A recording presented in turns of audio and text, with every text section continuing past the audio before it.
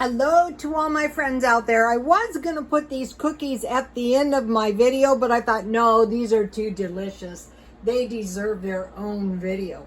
So what I do is I make cookie dough and then I freeze it. So I have this cookie dough. It could be any kind. And a half a match will make 4 large batches of cookies. And I mixed this thing up with an electric mixer. And this time I added vanilla, but you can add anything. Orange extract, lemon, anything you have, coconut. So it's a really adaptable cookie.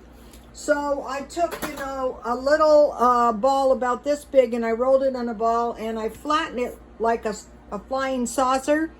And then I made a thumbprint in the middle. I baked them on a cookie sheet with some Crisco. And I buy this at Dollar Tree. I just discovered this. And then I bought the peppermint tea at 99 cents only. So you guys, this is one of my better ones. Please like, comment, and subscribe. And God bless you all.